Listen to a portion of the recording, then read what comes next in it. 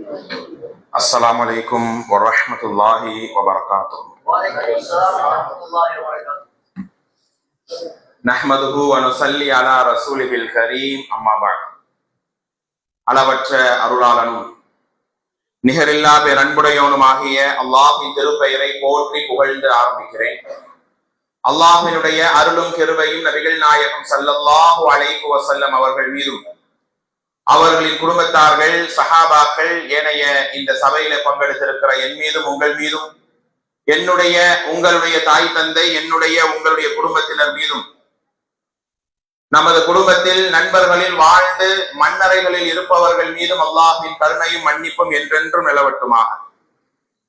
அன்பிற்கினிய சகோதர சகோதரிகளே, பெரியோர்களே, தாய்மார்களே, அல்லாஹ்வின் மாபெரும் கருணையால் புனிதமிக்க இந்த ரமலானுடைய மாதத்தை அடைந்து பாதிக்கு மேல் கடந்து இறுதி பத்தை எதிர்நோக்கி இருக்கிற இந்த நேரம் நாம் செய்யக்கூடிய எல்லா நல்லறங்களையும் அல்லாஹ் முழுமையாக ஏற்று நாளைய மன்னரை மறுமை வாழ்வை அல்லாஹ் ஒளிவூட்டி உலகத்தின் காரியங்களையும் லேசாக்கி கண்மணி நாயகம் பெருமானார் ஸல்லல்லாஹு அலைஹி வஸல்லம் அவர்களோடு சொர்க்கத்தில் ஒன்றாக இணைகிற உயர்ந்த பாக்கியத்தை நம் அனைவருக்கும் ஒவ்வொருவருக்கும் அல்லாஹ் தந்து அருள் புரிவானாக. அன்பானவர்களே, தோழர்களே, இன்றைய தலைப்பு பலமுறை நாம் கேட்ட, பல நேரம் செவிமடித்த ஒரு செய்திகளாக இருந்தாலும் கூட, குறிப்பாக ரமலானில் இது போன்ற தலைப்புகளில் பேசுவது உண்மையிலேயே நம்முடைய இறையச்சத்தை கூட்டுகிறது, அல்லாஹ்வுடைய நேசத்தை அதிகமாக்குகிறது. அன்பானவர்களே, நடுங்க வைக்கும் மனிதனின் இறுதி நிமிடங்கள். மரணத்தை பற்றி எவ்வளவோ நாம் உரைகள் நிகழ்த்தினாலும் ஒவ்வொரு முறையும் மரணத்தை பற்றியோ சக்கராத்தை பற்றியோ உயிர் கைப்பற்றப்படுவதை நாம் உரை நிகழ்த்தும் போது அல்லது அது சம்பந்தமான செய்திகளை கேட்கும் போது நிச்சயமாக அல்லாஹ் நாடியவர்களை தவிர அநேகமான மக்களுடைய உள்ளங்கள் நடுங்கத்தான் செய்கிறது. அப்படியான நிகழ்வைத்தான் நாம் இன்னைக்கு வாழ்ந்து கொண்டிருக்கிறோம். தோழர்களே, தாய்மார்களே, இந்த உலகம் என்பது எப்படியான நிலை என்பதை நானும் அறிந்திருக்கிறேன், நீங்களும் அறிந்திருக்கிறீர்கள். சாதாரணமான வாழ்க்கை அல்ல இது. மனிதனை ஆசை காட்டி அல்லாஹ்வுடைய அச்சத்தை விட்டு தூரமாக்கக்கூடிய ஒரு உலகம். அதனாலே தான் அல்லாஹ் ரப்பல் ஆலமீன் சொல்வான், இன்னமல் ஹயாத்துத் துன்யா லஐபுன் வ லஹ்வுன் வ ஸீனத்துன் வ தஃபாகுர். இந்த உலகம் வீணானது, விளையாட்டானது, ஆடம்பரமானது. உலகம் என்று ஓடுகிறோமே, எவ்வளவு பிஸி ஷெட்யூல்ல நாம் இருக்கிறோம். உட்கார நேரம் இல்லை, உணவருந்த நேரம் இல்லை, ஓடிக்கொண்டே இருக்கிறோம். ஆனால் தோழர்களே, தாய்மார்களே, ஒரு நாள் வரும். அந்த நாள் இந்த உலகம் போயிட்டு வா என்று விடை கொடுத்து அனுப்பக்கூடிய நாளாக அது இருக்கும். அந்த நாள் ஒவ்வொரு மனிதனுடைய உள்ளங்களையும் நடுங்க வைக்கக்கூடிய நாளாக இருக்கும். தோழர்களே, ஒரு நாள், ஏன் இந்த ரமலானில எத்தனை மரண செய்திகளை கேட்டுவிட்டு இங்க அமர்ந்திருக்கிறோம். இன்றைக்கு இஃப்தாருடைய நிகழ்வில ஒருவர் சொல்லுகிறார், நைட்டு பேசணும், ஃபஜருக்கு பேசினோம். அந்த நாள் அவர் வீட்டுல போய் பேசிட்டு வீட்டுல போன பாக்குற, நைட்டு சகருக்கு அப்புறம் அவருடைய மௌத்து செய்தி வருகிறது. நைட்டு பேசுற மனிதர் சகருக்கு அவர் மௌத்து செய்தி. தானே ஒவ்வொரு நாளும் எத்தனை ஜனாதாவுடைய செய்திகளை கேட்கிறோம். எத்தனை மையவாடியிலே நாம் போய் ஜனாதாவை அடக்க இந்த ரமலான் ஆரம்பத்தில இருந்து. சென்னையில பாத்தீங்கன்னா காலைல சஹர் வச்சு சிரிச்சு கலகலப்பா அவங்களுக்குன்னு ஒரு அல்கா நண்பர்கள் இருப்பாங்க இல்லையா, பேசிவிட்டு வீட்டுக்கு போய் மனைவி மக்களோட பேசிக்கிட்டு தான் இருக்கிறார். அப்படியே மயங்கி அவர் விழுந்து இறந்துடுறார். சஹர் வைத்த மனிதரால் அவரால் இஃப்தார் வைக்க முடியவில்லை. அதனாலே தான் அண்ணல பெருமானார் சொன்னார்கள், இந்த உலகத்திலே ஒரு வழிபோக்கனை போல நீங்கள் வாழுங்கள். மரணம் என்றால், சக்கராத் என்றால் அது இன்னைக்கா வரப்போகுது, இன்னைக்கு நைட்டா வரப்போகுது, என்னைக்கா தானே என்றெல்லாம் நினைக்கிறோம். நானோ நீங்களோ தோழர்களே, தாய்மார்களே, அடுத்த செகண்ட் உயிரோடு இருப்போமா என்று தெரியாது. அந்த உயிர் உடம்பை விட்டு வெளியேறிவிட்டால் இந்த உடம்பு சாதாரண ஜனாதா. பெயரை சொல்லி அழைக்க மாட்டார்கள், நம்முடைய அந்தஸ்தை சொல்லி அழைக்க மாட்டார்கள், வாங்கிய பட்டங்களை சொல்லி அழைக்க மாட்டார்கள். எவ்வளவு பெரிய பேச்சாளராக இருக்கட்டும், எவ்வளவு பெரிய கோடீஸ்வரராக இருக்கட்டும், சாதாரண கப்பல் துணியிலே போட்டு மூடி விடுகிறார்களே தோழர்களே. அப்படியாக அந்த காட்சியை பார்க்கும்போது உண்மையில் நம்முடைய மனம் நடுங்குகிறதா இல்லையா? அந்த ஜனாதா செய்திகளை கேட்கும் போது என்னை ஒரு நாள் ஜனாதா பெட்டிக்குள் வைப்பார்களே, அந்த நாள் எப்படி இருக்கும் தோழர்களே? உள்ளமெல்லாம் அப்படியே பதறுகிறது. சொல்கிறார்கள், நண்பனுடைய ஜனாதாவை நான் பார்த்தேன், அவன் என்னோடு சிரித்து பழகிய என் நண்பனை கபன் துணியிலே அப்படியே நான் அவனை பார்க்கும் போது அடிவயரெல்லாம் கலங்கி மனதெல்லாம் தவித்து விட்டது என்று ஒருவர் சொல்கிறார். அதே போலத்தான் ஒரு நாள் என் தாய் தந்தை, என் மனைவி மக்கள் அல்லது அல்ல நாடியவர்கள் என்னையும் அந்த ஜனாதா பெட்டிக்குள் பார்ப்பார்கள். என்னோடு பழகிய உறவாய்வன், என்னுடைய வாப்பா, என்னுடைய அம்மா, என்னுடைய சகோதரன் எப்படி நடமாடியவன், எவ்வளவு அழகான வாழ்க்கையை வாழ்ந்தவன். ஆனா இன்றைக்கு உயிர் வெளியேறிய பிறகு ஜனாசாவாக அல்லது ஒரு தூங்கக்கூடிய நிலையில் அவர் இருக்கிறாரே, என்னுடைய நிலைமை என்ன என்பதை உண்மையிலேயே நம்முடைய உள்ளம் கலங்குகிறது. ஆனால் அல்லாஹ் பாதுகாத்த நல்லுள்ளங்களை தவிர தோழர்களே, தாய்மார்களே, மரணம் என்று வந்தால் அவருடைய உள்ளம் நடுங்குவதில்லை. அவர்களை பார்த்துதான் அல்லாஹ் கேட்கிறான். குர்ஆனிலே படித்து பாருங்கள், 23வது அத்தியாயம் 115வது வசனம். அப்ப ஹஸிபுதும் அன்னமா ஹலக்னாகும் அபஸா. இந்த உலகம் என்று ஓடிக்கொண்டிருக்கிறான் இல்லையா? உலகத்தில் நீண்ட ஆயுள் வாழ்ந்து விடுவேன், பெரிய கோட்டைகளை கட்டி விடுவேன், நான் தான் நிரந்தரமான மனசவன் நினைக்கிறான். ஆனா அல்லாஹ் சொல்றான், மக்களே, உங்களை நான் வீணுக்காக விளையாட்டிற்காக படைக்கவில்லை, மீண்டும் என் பக்கம் நீ வரமாட்டாய் என்று நினைத்துக் கொண்டிருக்கிறாயா? ஒவ்வொரு நாளும் நினைத்து பார், நீ மீளக்கூடிய இடம் என்னோடுதான். வன்னக்கும் இலைனா லா துர்ஜஊன். மரணத்தை பார்த்தாலும் மன்னரை பார்த்தாலும் உங்கள் உள்ளங்கள் நடுங்கலையா? இந்த ஆயத்தை படியுங்கள் தோழர்களே, தாய்மார்களே. யாரை நான் இந்த உலகத்துக்கு நிரந்தரமாக படைக்கவில்லையே, என்னிடம் நீ வீழ்வாயே, அதற்கு தகுதியான வாழ்வைத்தான் நாம் வாழ்ந்திருக்கிறோமா? எல்லாருக்கும் இந்த உலகத்துல வாழணும் ஆசை இருக்கத்தானே இங்க செய்கிறது. 90 வயது முடியாதவற்றை போய் கேட்டாலும் கூட இன்னும் கொஞ்ச நாள் வாழ்ந்துக்கிறவாப்பா என்றுதானே சொல்லுவார்.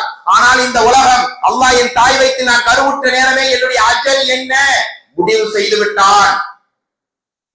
அப்படிப்பட்ட அந்த அஜலை நாம் நெருங்கி கொண்டிருக்கிற ஒவ்வொரு நாளும் தோழர்களே, தாய்மார்களே, என்னுடைய உள்ளங்கள் நடுங்கி ஏன் என்னுடைய வாழ்க்கை அல்லாஹ்வுக்கு நெருக்கமாக மாறிவிட்டதா? சக்கராத்துடைய நேரம் வருமே, அந்த நேரத்துக்கு முன்னால் என்னுடைய ரப்பை நான் முழுமையாக நேசித்த அவன் என்னை பொருந்திக் கொண்ட நிலையில் நான் என்னை மாற்றிக் கொண்டேனா என்பதை இந்த உரையின் மூலமாக நானும் நீங்கள் யோசிக்க வேண்டுமா இல்லையா? அப்படி ஒரு மரண நிமிடம் எல்லோருக்கும் வரும் தோழர்களே. அதனாலே தான் அல்லாஹ் ரப்பல் ஆலமீன் குர்ஆனுடைய நிறைய ஆயத்திலே சொல்லி தருகிறான். குறிப்பாக 14வது அத்தியாயம் 42வது வசனம். ஒவ்வொருவருக்கும் அந்த தவணை இருக்கிறது. உலகத்துல எவ்வளவு அழகா நடமாறும், சிரித்து பேசுகிறார்கள். ஆனால் அவருக்கென்ற தவணை வரும்போது சுபஹானல்லாஹ், அல்லாஹ் அந்த உயிரை எடுத்துறானுங்க.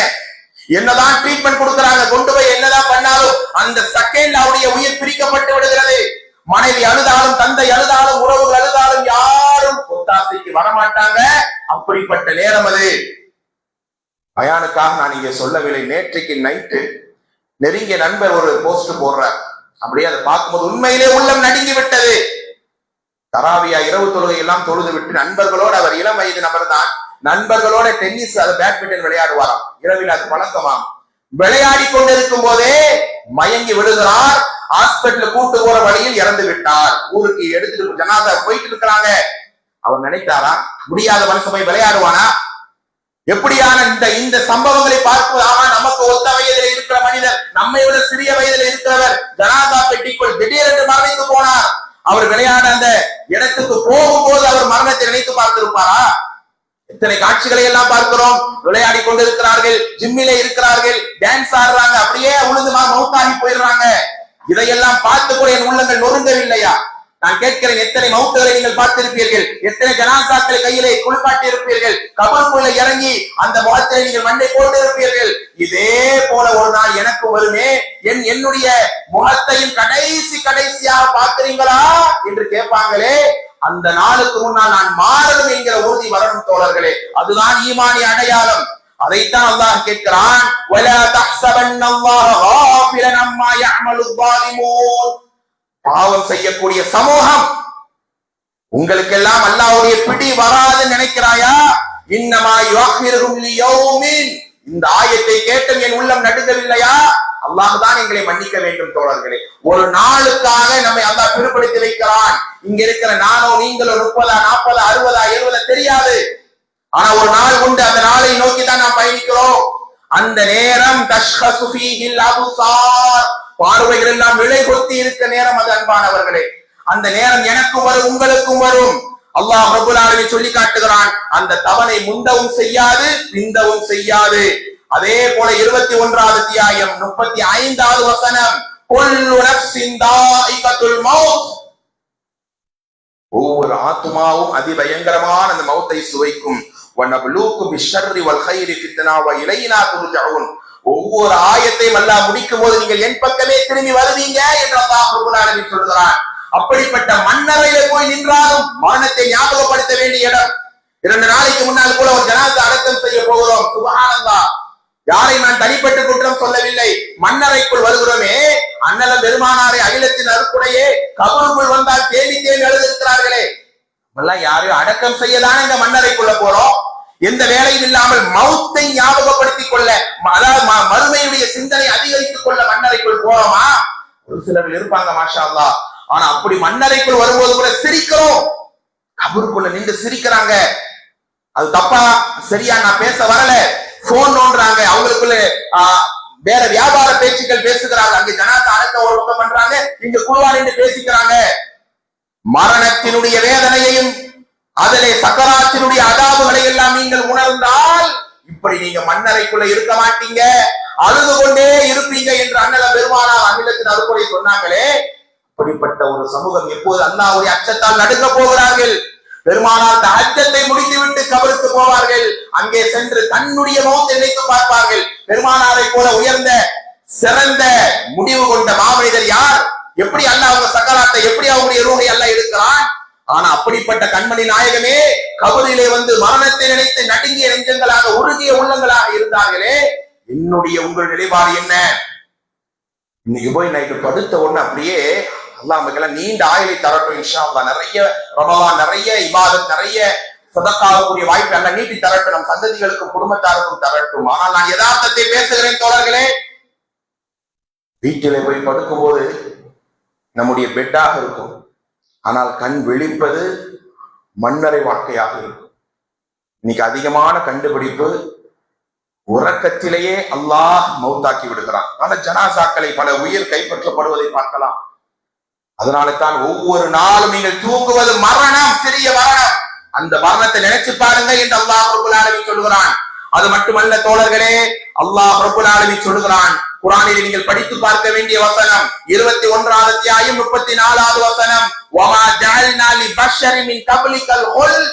நபி மௌத்தாக மாட்டாங்கன்னு நினைச்சாங்க, இல்லை. அல்லாஹ் ஆயத்தை இறக்கினானே முன்னாடியே, நபியே உங்களுக்கு முன்னால் யாரையும் நாம் நிரந்தரமாக வாழ வைக்கவில்லை, எல்லாருமே மரணத்தை தழுவியவர்கள் தான். அப்பையும் மிச்சபமுல் காலிதூன், நபியே நீங்க மௌத்தான பிறகும் இவர்களும் வாழத்தான் போகிறார்கள். இல்லை, அவர்களும் உங்களை அடையத்தான், மன்னரை நெருங்கத்தான் போகிறார்கள். அப்படிப்பட்ட என்னுடைய இறுதி நிலை வீட்டை கட்டுகிறோம், வாகனங்களை எழுப்புகிறோம், எல்லா விதமான மறக்கத்தான ஒரு வாழ்க்கை வாழ்கிறோம். எல்லாம் இருளடையக்கூடிய ஒரு நாள் வரும் தோழர்கள். எல்லாம் விடை கொடுக்கக்கூடிய நேரம் வரும். சிரித்து பேசியவர் காலை, பேசியவர் மாலை இல்லை. ஃபஜ்ரை ஜமாத்தோடு தொழுதவரால் மக்ரிபுக்கு அவருக்கு ஜனாசா தொழுகை தொழ வைக்கிறார்களே. இந்த நிலை எனக்கு உங்களுக்கோ வராதா? அவெல்லாம் இது மாதிரி பயான்களை கேட்கும் போது எனக்கெல்லாம் மௌத்துங்கிற ஆப்ஷன் எனக்கு கிடையாது. ஜனாசால போய் நின்றாலும், நெருங்கிய உறவுகள் இறந்தாலும், நெருங்கிய நண்பர்கள் நம்மோடு பழகியவர்கள் இறந்தாலும், நமக்கெல்லாம் அல்லாஹ் நாடியவர்கள் தவிர நடுங்குகிற நெஞ்சங்களாக நாங்கள் இல்லை என்றால் எப்படிங்க அல்லாஹ் எங்களை நேசிப்பான்? அதனால்தான் அல்லாஹ் ரப்பல் ஆலமீன் யாரும் நிரந்தரமாக இந்த மண்ணிலே வாழ போறவங்க கிடையாது. அதன் நிலைகளை நான் மட்டுமே அறிந்து வைத்திருக்கிறேன். நாம் என்ன அல்லாஹ்விடம் கேட்கிறோம் தோழர்களே? அல்லாஹ்வே எங்களுக்கும் எங்கள் தாய் தந்தைக்கும், அல்லாஹ்வே எங்களுக்கும் எங்கள் மனைவி மக்களுக்கும் நீண்ட ஆயுளை தா, ஆரோக்கியமான வாழ்வை தா. ரொம்ப முக்கியம் தோழர்களே. அதே மாதிரி ஒரு சகோதரர் சொல்றார், 1 வயது குழந்தையை பெற்றெடுத்து, குழந்தை பிறந்து 1 வருஷம், திடீர்னு அதிகமா இரும்பலா இருக்குது. ஒரு இளம் வயசு, ரொம்ப 20, 24 வயசுடைய ஒரு பெண்மணி. நீங்க துவா செய்வீங்க நான் சொல்றேன். இப்போ இஃப்தார்ல சொல்றாங்க, ரொம்ப இரும்பலா இருக்குன்னு போய் செக் பண்ணி பார்த்தா லிவர் கேன்சர் 3வது ஸ்டேஜ்ல வந்து இருக்கிறார்கள். உயிருக்கு போராடுகிற நேரம். இவ்வளவு பெரிய நோய், எவ்வளவு பெரிய சங்கடம் தோழர்களே. ஏதாவது ஒரு காரணம் அதோடு அவருடைய வாழ்க்கை முடிவுக்கு வருகிறது. அப்படிதான் இந்த உலகத்தில் இவ்வளவு நடமாடியவர், நல்ல கராத்தா பழகியவர், நல்ல ஜனஆத்திரமாக இருந்தவர், திடீரென்று ஒரு நோய் அல்லது திடீரென்று ஏதாவது ஒரு சோதனை அல்லாஹ் மௌத்தாக்கி விடுகிறான். நம்ம அதிகபட்சமா இந்த உலகத்துல 100 வருஷம் வாழ்ந்துருவோம். 100 வருஷம். அந்த 100 வருஷத்துக்கு பிறகு இன்னொரு 100 வருஷம் அல்லாஹ் சொல்றானே 1000 வருஷம் வாழ்ந்துக்க, அதற்கு பிறகு உன் முகத்திலே மண்ணை வீசுவாங்க. பெத்த பிள்ளை முகத்திலே மண்ணை வீசும். 1 வாரம் அழுகுவாங்க, 1 மாசம் கதறுவாங்க, 1 வருஷம் நினைப்பாங்க, அடுத்த வருஷம் போட்டோ பார்த்து அப்படியே நடந்து போய்கிட்டே இருப்பாங்க. யாரும் நம்ம நினைக்க மாட்டார்கள் தோழர்களே. உங்களுடைய வாழ்க்கை, உங்களுடைய எண்ணங்களை சீரமைத்துக் கொள்ள வேண்டிய நேரம் இதெல்லாம். அப்படிதான் அல்லாஹ் ரப்பல் ஆலமீன் சொல்றான், எங்கேயும் உங்களால் தப்பி ஓட முடியாது. தாய் வயிற்றில இருக்கும் போது 60, 70, 80, 90, இளமையா முதுமையா எல்லாம் அல்லாஹ் தீர்மானித்து விட்டான். அதை விட்டு ஒரு செகண்ட் 4:59 ஆகாது, 5 மணி மவுத் என்றால் 5:01 ஆகாது. சரியான நேரத்திலே மலக்குகள் வருவார்கள், அந்த ரூஹை எடுப்பார்கள். அடுத்து இன்னைக்கெல்லாம் ரொம்ப ஃபாஸ்ட், அன்னைக்கே ஜனாசா அடக்கம் செய்துவிட்டு அவங்க வேலையை பார்க்க போய்விடுகிறார்கள். தோழர்களே, ஜனாசா இங்கே கிடக்கும், நாம் என்ன பேசிக் கொண்டிருப்போம், கவலை இருக்கத்தான் செய்யும். ஆனால் உறவுகள் நண்பர்கள் எல்லாம் என்ன சாப்பாடு, யாரு எங்க போறா, எப்படி ஊழல் வந்துட்டாங்களா, அப்படிலாம் நம்ம ஜனாசாவா இங்க பெட்டியிலே கிடப்போம். தோழர்களே, அப்படியான உலகம் தான் நாம் வாழக்கூடிய இந்த உலகம். அது இன்னைக்கு மவுத்தெல்லாம் கேட்டு கேட்டு மனதெல்லாம் இறுகி விட்டது. ஆக நிறைய மரண செய்திகள், இளம் வயது மரண செய்திகளை கேட்கிறோம். என்னோடு நோன்பு வைத்த, என்னோடு படித்த, என்னோடு இருந்த பல நண்பர்கள் மௌத்தாகி போனார்கள். விளையாட போன மனுஷன் விழுந்து செத்துட்டான்ற போது நம்ம நிலைமை என்ன? அப்படியே கண்மூடி பார்க்கும் போது ஜனாசா பெட்டிக்குள் நான் கிடக்கிறேன் என்று நினைத்தால் அப்போதாவது என்னுடைய உள்ளம் நடுங்குமா இல்லையா? தோழர்களே, தாய்மார்களே, அதைத்தான் அல்லாஹ் சொல்லுகிறான் 62வது அத்தியாயத்துடைய 8வது வசனம், குல் இன்னல் மௌத்தல்லதி தஃபிர்ரூன மின்ஹு. எந்த மரணம் வராது வராது வராது என்று நீ விரண்டு ஓடுகிறாயோ, இன்னஹு முலாகீக்கும், இந்த வசனமாக உங்கள் உள்ளங்களை நடுங்க வைக்கட்டும். 62வது அத்தியாயத்துடைய 8வது வசனம், சும்ம துரத்தூன இலா ஆலிமில் கைபி வஷ்ஷஹாதா, அந்த ரப்பிடத்தில் நீங்கள் கொண்டு வரப்படுவீர்கள். ஃபயுனப்பியுக்கும் பிமா குன்தும் தஅமலூன், நீங்கள் செய்த காரியத்தை ஒன்றின் பின் ஒன்றாக உங்களுடைய பாவம், உங்களுடைய நன்மை, உங்களுடைய சதகா, உங்களுடைய வாழ்க்கை அனைத்தையும் அல்லாஹ் கேட்பானே, அதற்கு நானும் நீங்களும் தயாராகிட்டோமா? இந்த ரமலானிலேயாவது இந்த மரணத்தை நினைத்து அதற்கு முன்னதாக என் வாழ்வை இறை நேசத்திற்காக, இறை தூதருடைய அந்த சுன்னாவிற்காக அர்ப்பணிப்பேன் என்ற உறுதிமொழி எடுத்தால் இந்த உரையை பேசுவதும் கேட்பதும் நியாயம். தோழர்களே, சுப்ஹானல்லாஹ், அல்லாஹ் ரப்பல் ஆலமீன் சொல்லுகிறான் 4வது இந்த வசனங்கள் எல்லாம் ஏதோ பயானுக்கு அல்ல, இங்க ஜனாசா அடக்கம் செய்யற இடத்தில் அல்ல. ஒவ்வொரு நாள் நினைத்து பாருங்கள், அண்ணல பெருமானாருடைய உரையை பொறுத்தவரையில் மரணத்தை, மண்ணறையை, மறுமை வாழ்வை ஞாபகப்படுத்தாமல் ஒரு உரை இருக்கவே இருக்காது. எல்லா உரையிலே மரணத்தை ஞாபகப்படுத்தி விடுவார்கள். அதனாலே தான் கண்மணி நாயகம் சொன்னார்களே, உலக ஆசைகளை, உலக இன்பங்களை இல்லாமல் ஆக்கக்கூடிய மௌத்தை நிறைய நினைத்து பாருங்கள். இன்னைக்கு காலைல சஹர்ல எழுமுனதுல இருந்து இப்ப இந்த பயான கேட்கிற செகண்ட் வரைக்கும் எத்தனை முறை மௌத்தை நினைத்து பார்த்தோம்? ஒரு செகண்ட். என்னையும் நீ சக்கராத்துக்குள்ள கொண்டு வருவாய், என்னையும் உயிர் எடுக்கக்கூடிய அந்த நொடி வரும் எனக்கா, அதற்கு முன்னால் என்னை சரிபடுத்தி விட, என்னை பாதியாக மௌத்தாக்கினாரே, நீ சவித்த நிலையில், நீ வெறுத்த நிலையில் யாழ்லா என் சக்கராத்துறை என்னை கொண்டு வந்தாரே, கபருக்கும் அருமைக்கும் தகுதியானவனாக என்னை ஆக்கிடு இறைவா என்று இந்த ரமலானில் கதறாமல் தோழர்களை எங்கே நாம் கதற போகிறோம்? அதைத்தான் அல்லாஹ் சொல்கிறான் 4வது அத்தியாயம் 78வது வசனம், அதாவது ஐனமா தகூனு யுதுரிக்குமுல் மௌத், எங்கிருந்தாலும் மரணம் வரும். வலவு குன்தும் ஃபீ புரூஜி முஷய்யதா, வலிமையான கோட்டைகளை போய் நீங்கள் ஒளிந்து கொண்டால் அந்த மவுத் வரும், தப்பி ஓட முடியாது. யாராவது நம்ம அவங்க லைஃப் நம்ம கொடுப்ப, கட்ட மனைவி உழுதுறீங்களே, கணவன் கணவன் என்று வாழ்றோமே, வாப்பா அம்மா என்று துடிக்கிறோமே, அவங்க கொடுப்பாங்களா? என்னுடைய வாப்பாக்கு என் வயசுல ஒண்ணு எடுத்துக்கையாங்களா, என் கணவனுடைய வயசை எனக்கு எடுத்துக்கையாங்களா? சொல்ல மாட்டாங்க. நாங்கள் தான் தனியாக இந்த உலகத்தை விட்டு மறைய வேண்டிய நேரம் வரும். அந்த நேரத்தில் இந்த தலைப்புடைய முக்கியமான அம்சமே இறுதி நிமிடங்கள். எனக்கும் இந்த உலகத்துல கடைசி செகண்ட்ஸ் வரும், உங்களுக்கும் வரும். தொடர் யாரும் விதிவிலக்கு அல்ல. அந்த சக்கராத்தை பற்றி கேட்டு நாம் இந்த உரையை முடிப்போம். 50வது அத்தியாயம் 19வது இந்த ஒரே ஒரு ஆயத்தையாவது, மற்ற ஆயத்தை நோட் பண்ணீங்களான்னு தெரியல, இந்த ஒரு வசனத்தையாவது தயவு செஞ்சு படிச்சுட்டு இன்னைக்கு நாள் நீங்கள் உறங்கினால் உண்மையிலே இந்த ஆயத்தை உங்களை உறங்க வைக்காத தோழர்களே. இந்த வசனம் என் சக்கராத்துடைய நிலை என்ன, என் இறுதி நிமிடம் எப்படியாக மாறப் போகிறது, அல்லாஹ் பொருந்திய நிலையிலையா அல்லது அல்லாஹ் வெறுத்த நிலையிலையா என்று தெரியாது என்று நிச்சயம் தோழர்கள் இந்த ஆயத்தை உங்களை கண்கலங்கத்தான் வைக்கும். 50வது அத்தியாயம் 19வது வசனம், வஜாஅத் சக்ரத்துல் மௌத் பில் ஹக், சத்தியமாக இந்த சக்கராத்துடைய கடைசி நிலை வரும். ذلك ما كنت منه تحيد, எந்த சக்கராத்தை பற்றி அச்சமே இல்லாமல் சக்கராத் எல்லாம் இறுதி நிமிடங்கள் எல்லாம் வராது வராது என்று ஓடினீர்களோ அந்த நேரம் வரும் என்று அல்லாஹ் சொல்கிறான். அந்த சக்கராத்தை பற்றி தோழர்களே, தாய்மார்களே, நிறைய நாம் படிக்கிறோம். அதிலே ஒரு சில செய்திகளை பாருங்கள். சுப்ஹானல்லாஹ், இந்த ஹதீஸை கேட்டும்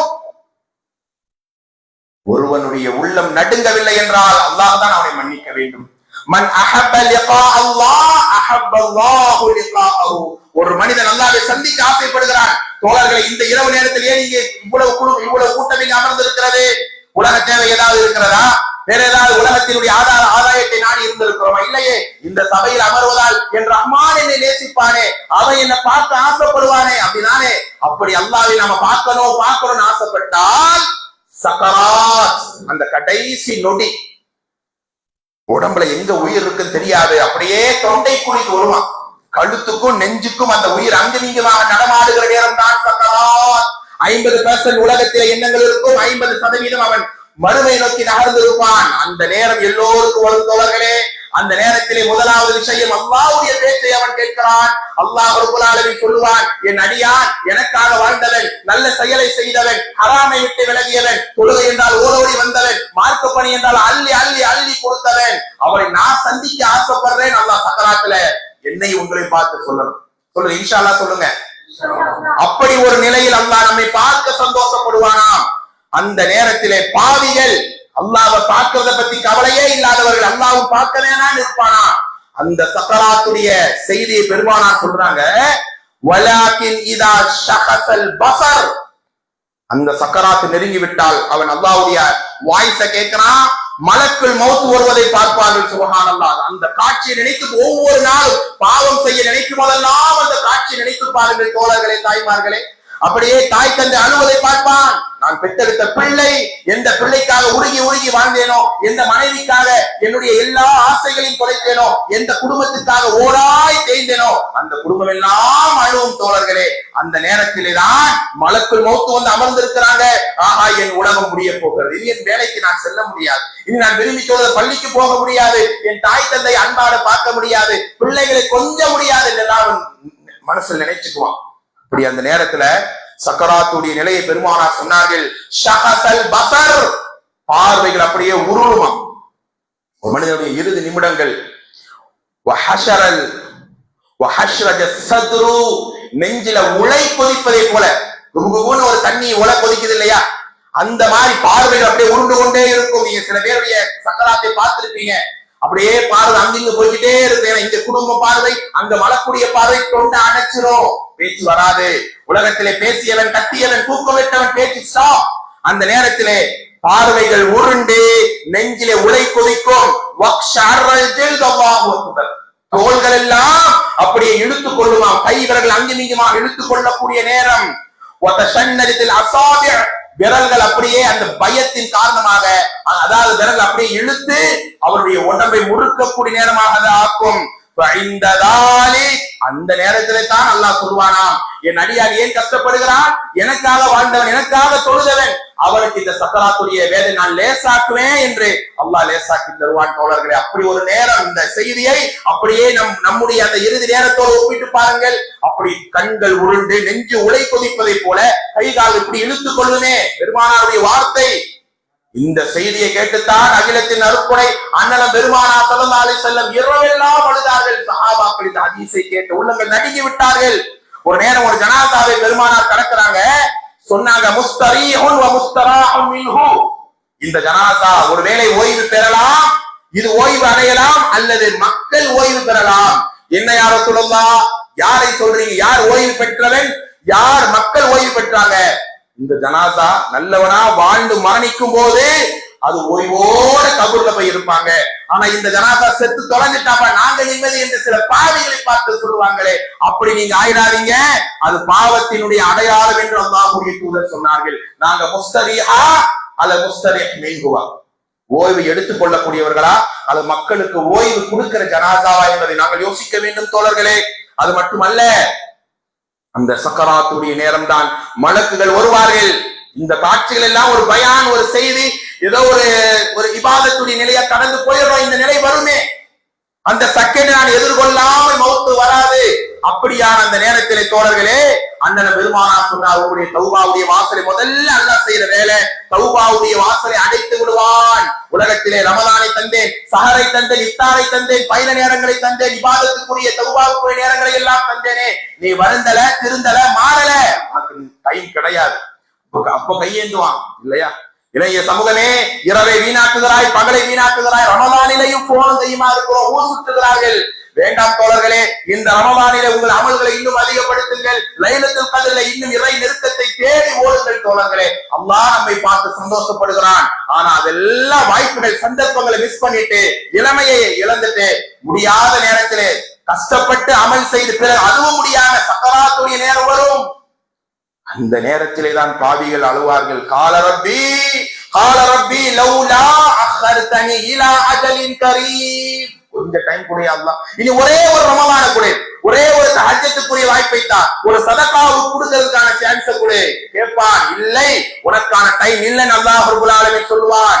நல்லடியார்களுக்கு உங்களுக்கு தெரியும் தானே தோழர்களே, இலகுவான வழக்குகள் வருவார்கள், சூரிய ஒளியோடு வழக்குகள் வருவார்கள்.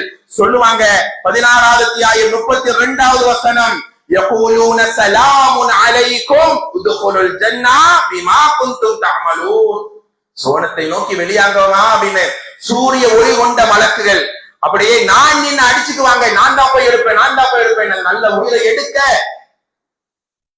அப்படியே எடுத்த அந்த உடம்புல இருந்து வெளியே வரக்கூடிய உயிர் நறுமணமாக இருக்கும். வானம் வரைக்கும் 7 வானம் வரைக்கும் கொண்டு போய் அல்லியின் அப்படிங்கிற நல்லவர்கள் பதிவேட்டில கஸ்தூரி நீரால் அல்லாஹ் அந்த ரூஹை கழுவி உடம்பிலே சேர்ப்பான். பெரிய பாடம் இது. அப்படி ஒரு நல்ல அடியானுடைய ரூஹாக யா அல்லாஹ் எங்கள் குடும்பத்தாருடைய ஆக்குவாயாக. ஆனால் பாவிகள் தோழர்களே, பாவிகள் கண் கலங்கி அல்லாஹ்விடத்து அந்த சக்கராத்துல தான் வருந்துவான். 56வது அத்தியாயம் 83, 84, 85வது வசனம். 56ல 83, 84, 85. ஃபலௌலா, இந்த ஆயத்தை தயவு செய்து நீங்கள் படியுங்கள். ஃபலௌலா இதா பலகத்தில் ஹுல்கூம், அல்லாஹ் சொல்றான் உயிர் தொண்டைக்குள்ளே அடைகிற நேரம், வஅன்துல் ஹீன இதி தன்துரு, நீங்க பாப்பீங்க உயிர் வெளியாகுவதை. அபூ சலமா ரலியல்லாஹு சக்கராத்துக்காக போராடி கொண்டிருக்கிறார்கள். பெருமானாருடைய நேசம் பெற்ற ஒரு சஹாபி. கடைசி ஸ்டேஜ் அது.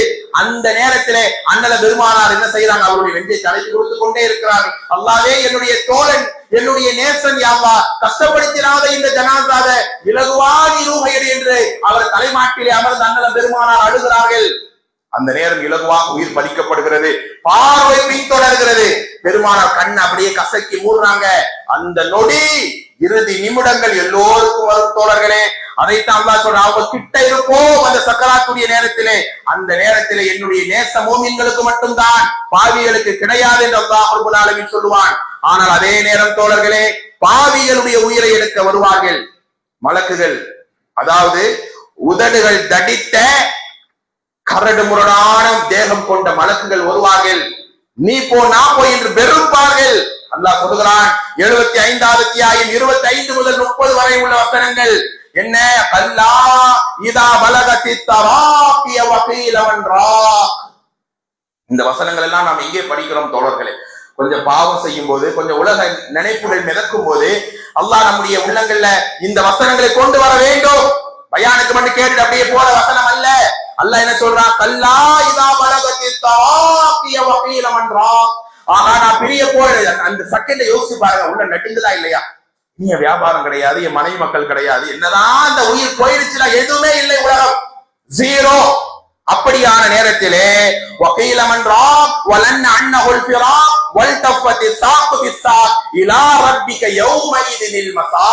கால்கள் பின்னிக்கொள்ளும், தொண்டைக்குரிய அடையும், அவன் விளங்கி விடுவான், ஆஹா இது என்னுடைய கடைசி நிமிடம். பாதிகள் அடிச்சு உயிரை பறிப்பாங்க.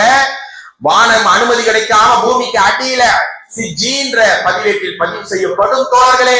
இது ஒரு மனிதனுடைய இறுதி நிமிடத்துக்கான சுருக்கமான நிலை.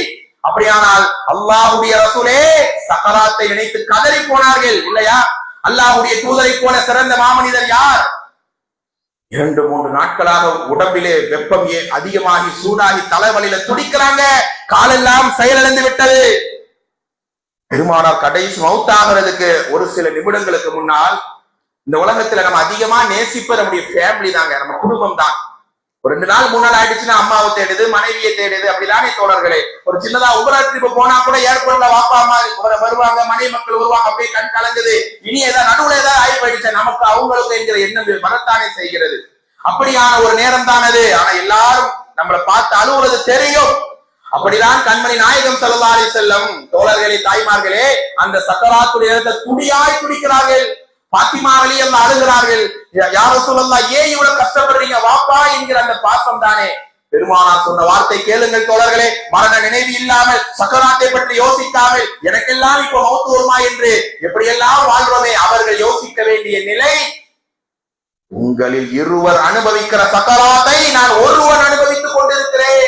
அண்ணன் பெருமானார் நிலை தோழர்களே, இல்லை என்னுடைய உங்கள் நிலைப்பாடு என்ன? அந்த சக்கராத்தை நான் எட்டாமல் எனக்கு மறுமை வாழ்வு இல்லையே.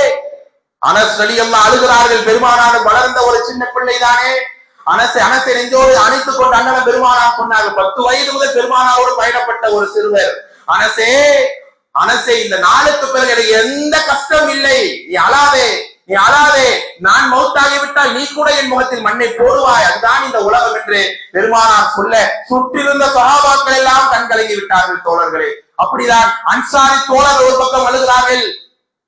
பெருமானாருடைய சக்கராத்தை பார்த்து எங்களுடைய ஹபீபை பெருமானாரை இப்படி நாங்கள் தவிதவிப்பதை எங்கள் கண்ணால் பார்க்க முடியவில்லை அபூபக்கர் என்று சொல்ல அந்த அன்சாரிகளை எல்லாம் அழைத்து அல்லாஹ்வே இந்த அன்சாரிகளை நீ நேசித்துக் கொள் என்று சொன்னார்கள். அப்படிப்பட்ட ஒரு நிலை.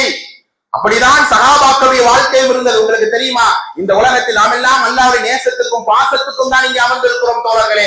ஆனா உலகத்தில் சொர்க்கம் கிடைக்கும் தான் இங்க இயங்குறோம். அந்த சொர்க்கம் உறுதி. அப்படிப்பட்ட சுப செய்தியை பெற்ற தோழர் தான் உமர் ரலியல்லாஹு அன்ஹு. உமரின் நாவால் அல்லாஹ் பேசுகிறான். இப்படிப்பட்ட ஒரு தோழர்.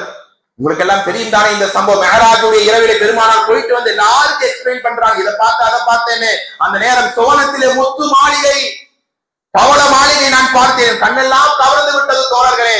அங்க அருகில இருந்த பணிப்பெண்ணை நான் கேட்டேன், அம்மா இந்த மாளிகை யாருக்கு? சொன்னாங்க, இது உமருக்குரியது, அல்லாஹ் தயாரித்து அங்கே வச்சிருக்கிறான். பயான் முடிச்சுட்டு போகும்போது நம்ம கையில ஒரு சீட்டை கொடுக்குறாங்க. உங்களுக்கு எல்லாம் சொர்க்கத்துல ஒரு கண்ணாடி மாளிகை, முத்து மாளிகை என்றால் என்னையும் உங்களை விட பாக்கியசாலிகள் யாரு தோழர்களே? இந்த ரமதானிலும் நாங்கள் அப்படி ஈமானோடு நோன்பு நோற்றால் முத்தால் கட்டப்பட்ட மாளிகை இன்ஷா அல்லாஹ் நமக்கு தருவான். அப்போது உமர் ரலியல்லாஹு அந்த சபையில இருக்கிறாங்க. அந்த நேரம் தோழர்களே, தாய்மார்களே, அந்த மாளிகைக்குள் போக நினைத்தேன். உமர் ரோஷக்காராயிட்ட கோச்சுக்குவாரே, நான் ஓடி வந்துட்டேங்கிறாங்க.